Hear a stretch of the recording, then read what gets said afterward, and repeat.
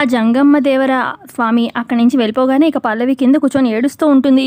20 ఏళ్ళుగా మా అమ్మ నా కోసం తప్పించింది, కన్న కూతురు ఎక్కడుంది చూడాలి ఒక్కసారైనా అని చెప్పి తప్పించింది.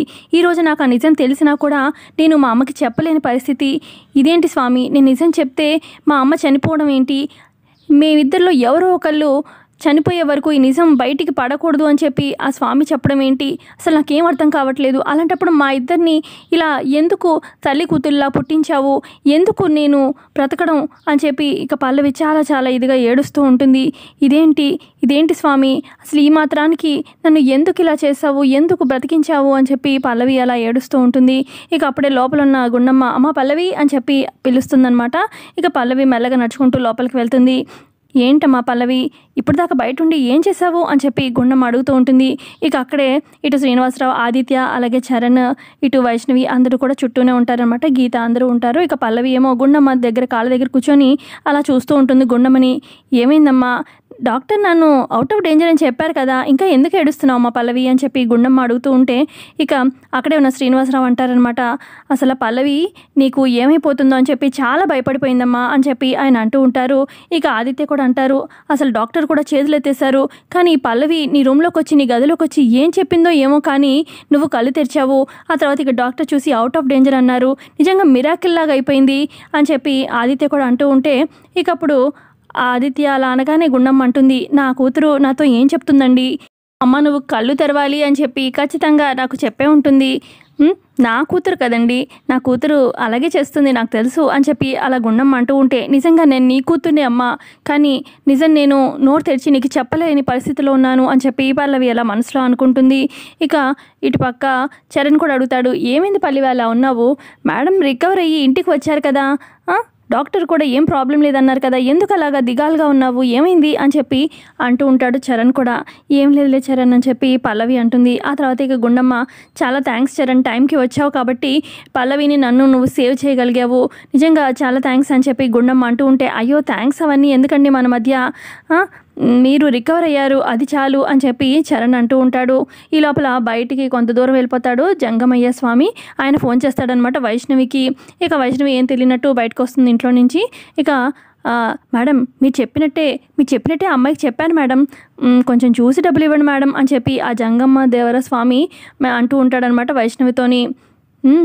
ఇంతకీ ఆ అమ్మాయికి ఏం చెప్పావేంటి, నమ్మిందా నువ్వు చెప్పింది అని చెప్పి అనగానే, చెప్పాను మేడం, నేను మీరు చెప్పిందే చెప్పాను, నువ్వు కనుక మీ అమ్మకి నిజం చెప్పావంటే నువ్వే తనకు అనుకుతురని, మీ అమ్మ చచ్చిపోతుంది, మీ ఇద్దరిలో ఎవరో ఒకరు చచ్చిపోయేదాకా ఈ నిజం రహస్యంగానే ఉండాలి అని చెప్పి చాలా ఇదిగా చెప్పాను మేడం, అమ్మాయి నమ్మేసింది కూడా, నేను చెప్పాల్సిన విధంగా చెప్పాను అని చెప్పి అనగానే, సరే అయితే అని చెప్పి డబ్బులు ఇస్తుందన్నమాట వైష్ణవి.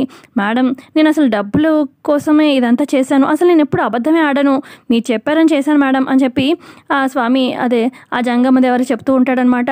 ఇంకప్పుడు వైష్ణవి సరే అని చెప్పి ఇంకొంత డబ్బులు ఇస్తుంది, నీకు ఇదే ఎక్కువ, కానీ ఒక్కటి మాత్రం గుర్తుపెట్టుకో, ఇక్కడ ఎక్కడా కూడా నువ్వు కనిపించద్దు ఈ చుట్టుపక్కల, మరీ ముఖ్యంగా పల్లవికి ఎప్పుడు కనిపించకు అని చెప్పి వైష్ణవి చెప్తుంది. అలాగే మేడం అని చెప్పి అతను అక్కడి నుంచి వెళ్ళిపోతాడు. ఇక అప్పుడు వైష్ణవి అనుకుంటుంది, ఒసై పల్లవి, నా కూతురు తను ప్రేమించిన అబ్బాయిని పెళ్లి చేసుకోనీకుండా దానికి నరకం చూపించావు, నేను నిన్ను బ్రతకనిస్తానా సంతోషంగా, నువ్వు నా కళ్ళ ముందే కుళ్ళి ఏడ్చేలాగా నేను చేస్తానుగా, ఇక ఈ రహస్యం ఎప్పటికీ బయటపడనే పడదు, నువ్వు నోరు తెరిచి గుండమ్మకి నేనే కూతురు అని చెప్పలేవు భయంతోని, ఎందుకంటే నిన్ను అలా కంట్రోల్లో పెట్టాను కదా, సో నువ్వు బయట పెట్టలేవు నిజాన్ని అని చెప్పి, అసలు నాకెలా తెలిసింది అని చెప్పి ఈ నిజం అదంతా మనకి సీన్ చూపిస్తూ ఉంటారనమాట. హాస్పిటల్లోనే పెంచుకున్న కన్న తల్లి చెప్తుంది కదా పల్లవికి, నువ్వు గుండమ్మ కూతురువి, కానీ ఇది రైట్ టైం కాదు, ఆవిడ కొంచెం కోలుకున్నాక చెప్పు అని చెప్పి ఆ మాట పల్లవికి పెంచుకున్న కన్న తల్లి చెప్తూ ఉంటే ఆ మాట అక్కడే హాస్పిటల్లోనే వినేస్తుందనమాట వైష్ణవి. ఇక అప్పుడు వైష్ణవి మనసులో అనుకుంటుంది, అప్పుడే ఇక పల్లవి అయితే ఖచ్చితంగా గుండమ్మ కోలుకున్నాక చెప్తుంది నిజం, అప్పుడు దాకా దాని నోరు ఎలాగైనా కట్టేయాలి, ఏం చేయను చెప్పి ఈ విధంగా ప్లాన్ చేశాను, నువ్వు ఎప్పటికీ నోరు విప్పవు అని చెప్పి అలా వైష్ణవి అలా ఉంటుంది. పక్క హాల్లో వీళ్ళంతా చరణ్ అంతా గుండమ్మ వీళ్ళంతా కూర్చుని ఉంటారనమాట. ఇక పల్లవి ఏమో జ్యూస్ తీసుకొస్తుంది, జ్యూస్ తీసుకోమ్మా అని చెప్పి, ఏంటమ్మా అప్పుడు నుంచి చూస్తున్నాను డల్గానే ఉన్నావు అని చెప్పి గుండమ్మ అడుగుతూ ఉంటుంది. ఇక ఇటు బయటికి వెళ్ళిన వైష్ణవి కూడా వచ్చి నుంచి ఉంటుందన్నమాట. ఇక చరణ్ కూడా అంటాడు, ఏమైంది, ఎందుకు అలా ఉన్నావు, నీ మొహం చూస్తేనే అర్థమైపోతుంది ఏదో ఉందని, చెప్పు పల్లవి అని చెప్పి చరణ్ కూడా అడుగుతూ ఉంటే ఇక అక్కడే ఉన్న వైష్ణవి అనుకుంటుంది మనసులో, కక్కలేక మెగ్గలేక ఉంది. దాని నోట్లో ఉన్న నిజం బయట పెట్టలేదుగా. నరకం చూస్తుంది ఆ పల్లవి అని చెప్పి మనసులో అనుకుంటుంది వైష్ణవి. ఏం లేదమ్మా అని చెప్పి ఇటు పల్లవి అంటూ ఉంటే ఇక అక్కడే ఉన్న శ్రీనివాసరావు అంటారు, ఆ సంఘటనని చాలా దగ్గరగా చూసింది కదా, పల్లవి మర్చిపోలేనట్టుగా ఉంది అనగానే ఇక ఆదిత్య కూడా అంటాడు, డాక్టర్ కూడా అవుట్ ఆఫ్ డేంజర్ అన్నారు కదా, నువ్వు నార్మల్ మనిషి అవ్వమ్మా, మామూలుగా ఉండు అని చెప్పి ఆయన కూడా చెప్తూ ఉంటారు ఆదిత్య పల్లవికి. ఇక ఇటుపక్క స్కూటీలో స్టార్ట్ చేసుకొని వస్తారనమాట గుండమ్మ ఇంటికి. ఎవరంటే చంటి అలాగే అక్షిత. ఏంటి ఇక్కడికి తీసుకొచ్చావు అని చెప్పి అక్షిత అడుగుతుంది చంటిని. ఇక్కడికంటావేంటి, గుండమ్మ గారికి అంత పెద్ద యాక్సిడెంట్ అయింది, అలాగే హాస్పిటల్ నుంచి ఇంటికి వచ్చి సొంత పెద్దమ్మ కూడా, మరి నువ్వు వెళ్ళి పలకరించాలి కదా, పలకరించకపోతే ఏమన్నా బాగుంటుందా అనగానే అబ్బా అని చెప్పి అంటూ ఉంటుంది అక్షిత. ఏం కాదు పదా అని చెప్పి చంటి లోపలికి వెళ్తూ ఉంటే ఇక అక్షిత మనసులో అనుకుంటుంది, వీడొకడు నా మెడలో తాళి కట్టి నా నోరు మూసాడు, ఏమి బయటికి అనలేకపోతున్నాను అని చెప్పి కోపంగా లోపలికి వస్తుందన్నమాట అక్షిత. ఇక చంటి లోపలికి వెళ్ళి ఎలా ఉంది మేడం మీకు అని చెప్పి పలకరిస్తూ ఉంటాడు. ఇప్పుడు కొంచెం పర్వాలేదు అని చెప్పి అనగానే ఇక ఎలా ఉన్నామ్మా అక్షిత అని చెప్పి పలకరిస్తూ ఉంటుంది గుండమ్మ. ఇక శ్రీనివాసరావు అంటారు, ఏంటమ్మా అక్షిత మీ పెద్దమ్మని ఎలా ఉన్నావు అని చెప్పి పలకరించవేంటి అని చెప్పి అనగానే బాగానే ఉందిగా కనిపిస్తుంది అని చెప్పి అంటుంది అక్షిత. అలా అంటావేంటి అని చెప్పి పల్లవి అంటుంది. చూడ్డానికి బాగానే ఉంది కదా, ఇంకా సీరియస్ ఏమో అని చెప్పి చూడ్డానికి వచ్చాము, బతికే ఉందిగా అని చెప్పి అంటూ ఉంటుంది అక్షిత. అంటే ఏంటి అక్షిత అలా మాట్లాడుతావు, పెద్దవాళ్ళతో అదేనంగా మాట్లాడే తీరు. మేడం మీరేం అనుకోకండి, అక్షిత ఏదో మూడ్లో ఉండి అలా మాట్లాడుతున్నట్టుంది అని చెప్పి చంటి అంటూ ఉంటాడు. పర్లేదులే అమ్మా అని చెప్పి అంటూ ఉంటుంది గుండమ్మ. ఇక గుండమ్మ ఇలా అంటుంది, చూడమ్మా అక్షిత, నువ్వు పెళ్లి చేసుకొని అత్తారింటికి వెళ్ళావు, ఈ ఇంటి పేరు నిలబెట్టాలి, ఆ ఇంటికి ఓడలుగా నువ్వు మంచిగా నడుచుకోవాలి అందరితో అని చెప్పి చెప్తూ ఉంటుంది. నాకేం చేయాలో నాకు తెలుసు, నువ్వేం చెప్పక్కర్లేదు, అయినా ఏంటి ఇప్పుడు అసలు అని చెప్పి చిరాకు పడుతూ ఉంటుంది అక్షిత. ఇక పక్కనే ఉన్న వైష్ణవి అక్షిత అని చెప్పి గట్టిగా అరుస్తుంది. ఇక అప్పుడు అక్షిత కొంచెం కంట్రోల్ చేసుకొని, ఏం లేదు కొంచెం నాకు హెడేక్గా ఉండి అలా మాట్లాడాను, ఏమనుకోవద్దు గుండమ్మ అన్నట్టుగా చెప్తూ ఉంటుంది. పర్లేదు అని చెప్పి గుండమ్మ అంటూ ఉంటే, వెళ్ళి ట్యాబ్లెట్ వేసుకో, ట్యాబ్లెట్ ఏమైనా వేసుకో, కొంచెం హెడేక్ తగ్గుతుంది అని చెప్పి గుండమ్మ అనతో అక్షితకి నేను ట్యాబ్లెట్ ఇస్తాను రా అక్షిత అని చెప్పి వైష్ణవి రూమ్లోకి తీసుకెళ్తుంది. ఏంటి అలా ఉన్నావు అని చెప్పి వైష్ణవి అడుగుతుందనమాట రూమ్లోకి తీసుకెళ్ళిన అక్షితని. ఇంకెలా ఉండాలి, ప్రేమించిన అతన్ని పెళ్లి చేసుకోలేదు, ఈ బండేదోని చేసుకోవాల్సి వచ్చింది, ఇంక నేను ఎలా సంతోషంగా ఉంటానమ్మా అని చెప్పి అక్షిత అంటుంది. నీ పరిస్థితి నాకు అర్థమైంది, కానీ మనం ఇలా ఉన్నాము అని చెప్పి అందరి ముందు అలా బయటపడలేం కదా, కొంచెం కంట్రోల్ చేసుకో, ఆ పల్లవి మీద నాకు కూడా అంతే కోపంగా ఉంది, దాని మీద ఎలాగోలా మనం పగ సాధిద్దాము అని చెప్పి అంటూ ఉంటుంది వైష్ణవి. ఏదో ఒకటి చేస్తానమ్మా, దాన్ని మాత్రం అస్సలు వదిలిపెట్టను, అసలు నాకు ఇక్కడైతే ఉండబుద్దే కావట్లేదు, నేను బయలుదేరుతాను అని చెప్పి అనగానే సరే అని చెప్పి అంటుందన్నమాట వైష్ణవి. అక్షిత రూమ్లో నుంచి వస్తూ ఉంటారు. ఇక ఇటు హాల్లో ఉన్న చరణ్, మేడం ఇంకా నేను బయలుదేరుతాను అని చెప్పి తను కూడా అంటూ ఉంటాడు. ఇక అక్షిత వాళ్ళు రావడంతో మేము కూడా బయలుదేరుతాము అని చెప్పి చంటి వాళ్ళు అంటారనమాట. ఇక చంటి అక్షిత ఇటు చరణ్ బయలుదేరుతారనమాట అక్కడి నుంచి. మరోపక్క న్యూ క్యారెక్టర్ ఎంట్రీ అనమాట, ఆవిడ పేరు భువన.